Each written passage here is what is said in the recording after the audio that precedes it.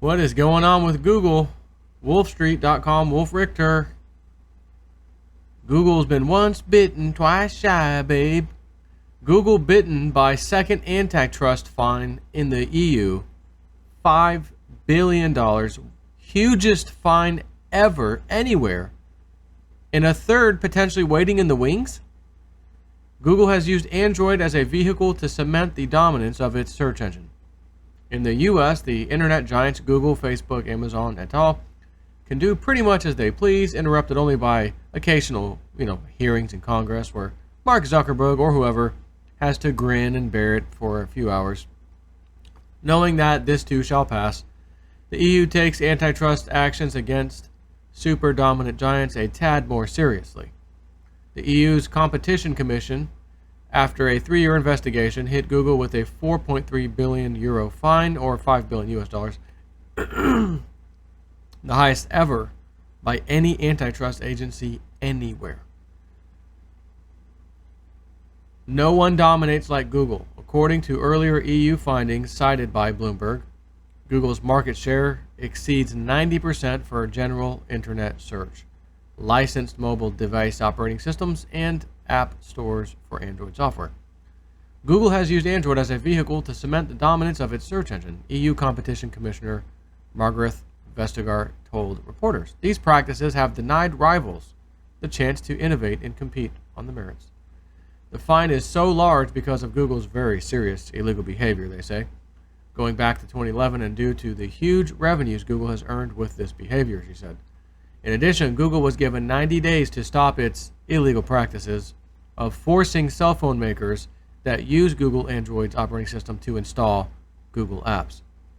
This fine comes on top of the 2.4 billion euro fine the EU hit Google with in 2017 after investigation into Google's shopping search service. And the EU is not through yet. It's investigating Google's online advertising contracts and could issue an additional fine. Online advertising is Google's primary revenue source. And from Bloomberg, the EU said Google ensures that Google Search and Chrome are pre-installed on practically all Android devices sold in Europe. Users who find these apps on their phones are likely to stick with them and do not download competing apps in numbers that can offset the significant commercial advantage derived on pre-installation. Google's actions require the incentives for manufacturers to install and for users to seek out competing ads, it said.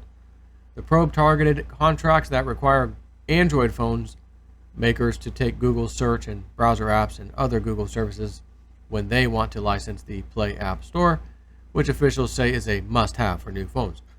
The EU also found illegal Google's significant financial incentives to telecom operators and manufacturers that exclusively install Google search on devices. Rivals couldn't compete with these payments, making it difficult for any other search engine to get their app pre-installed. The EU said Google stopped doing this in 2014. Google's contracts also prevented handset makers selling phones using other versions of Android, the EU said. This hampered manufacturers from making devices using Amazon.com Inc.'s Fire OS Android version, it said. Regulators rejected arguments that Apple Inc. competes with Android, saying Apple's phone software can't be licensed by handset makers and that Apple phones are often priced outside many Android users' purchasing power. Users facing switching costs to move from Apple to Android and would continue to face Google search as a default on Apple devices. In a long statement on its blog, Holier Than Thou Google praises itself from A through Z, in essence portraying itself as the greatest gift to mankind, and that therefore it should be allowed to do as it pleases. It includes this. Today, because of Android, there are more than 24,000 devices at every price point from more than 1,300 different brands, including Dutch, Finnish, French, German, Hungarian, Italian, Latvian, Polish, Romanian, Spanish, and Swedish phone makers. And these devices are running on Android, of course. In other words, Google is everywhere, and its ads and apps are on all these devices. Hence the Competition Commission's point. If you're this dominant, you've got to follow some rules. At the end of the long statement from Google, they said, we intend to appeal. Companies always appeal fines. Google, of course, is no exception, and the end product might be much less ambitious. On the press conference, Vestager said it was up to Google to figure out how to comply with the Commission's order. The obvious minimum Google would need to do, she said, is that the contractual restrictions disappear. But don't cry for Google. These practices helped it earn a net profit of $12.7 billion in 2017 and $19.5 billion in 2016. The decision and a fine of enormous magnitude has been expected, and Google shares are currently flat for the day. Now, granted, flat for the day doesn't exactly mean a giant sell-off, and Google shares are still massively high priced.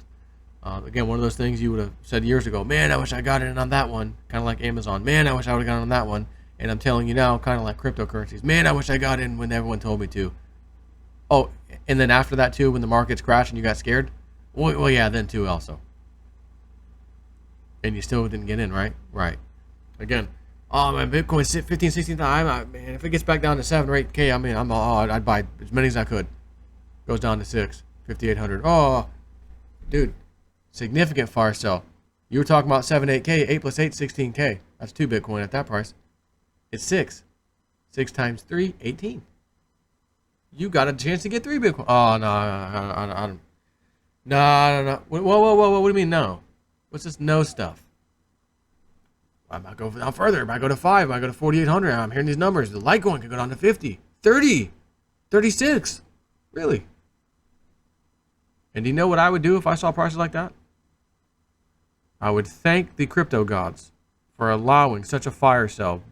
5-alarm blazing fire sale. This is our Amazon chance. This is our Google in the early days, low, cheap stock price. That's what this is with crypto right now. It was here last year. It's here now because of the big sell-off we've incurred. Great. What do you mean great? Great, because how many more people got a chance to get in at some decent prices? Just because you're greedy and I'm tired of waiting, I want it to go out. We had a lot more people get in, okay? And again, if that ETF gets approved, the Bitcoin ETF from the CBOE, Chicago Board of Options Exchange, in partnership with XSplit or SplitX, whatever the company's name was. I don't think it's going to be good. I think it's going to be phenomenally great. Greater than great. Because, again, it makes it so easy to just click a couple buttons. Oh, trader, wallets, private keys. What do I do? No. Open an E-Trade account. Open a Charles Schwab account. Oh, open whatever. Click. Oh, Bitcoin. Yeah, let me buy some of that. Thank you. And here's the thing. I don't know what it's going to look like, but Bitcoin, it's like all cryptos. Decimal point goes for miles. 18 places over or whatnot. Most of them. Most cryptos. That's a lot of decimal points you can move over. Who's got $6,000, $7,000 to pay for one Bitcoin? Oh, no. Just go into your account and buy 0.07. Or maybe you want 0.12. Yeah, go for it. Go ahead. Try that out. I don't know how those sites are going to work. I know how the wallets work. Now, you and I, we could send fractions, way the hell down if we need to. But I don't know about, these options. I used to use this site called Options Express back when I had the old futures contract for silver and I got crushed. Jamie Dimon and his cohorts. But log right in. It was real easy. It looks very similar to the trading accounts you guys see with, Binance or Bittrex or whatever. Very similar. Go in, place an order. But I was playing a futures contract, making a couple bucks. I was doing it. Hey, I can do this. And then, wham. But the point is, if you're one of these entities and you see the kind of money over there that Coinbase is making and all these other companies are making, oh, they made $1 billion last year? Oh, they did what? What are they on track for this year? Oh, they've already made $1 billion. They're past that. What? Are you not going to modify your system to allow fractions of one particular thing called the Bitcoin ETF to work? Of course you are.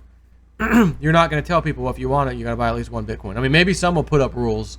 You got to buy at least a whole Bitcoin or at the current price of, $7,000. Okay, and when it's $40,000, then what? You're going to tell people, Bitcoin's 40K. Can't buy from us unless you buy one? No, of course not. They can go out and buy a fraction of a Bitcoin, therefore giving it to you through their account, the brokerage account. They're going to take their little fees, just like you and I have to pay our little fees on the exchanges now. The broker, the ops, or whatever you're using online, it's the same thing. Get their little fee for doing the transaction for you, and that's that. That's how they make their money. So anyway, a little interesting story here to read you today from Wolf Street. And got, of course, ended on a good note with crypto. And that's about it. Take care.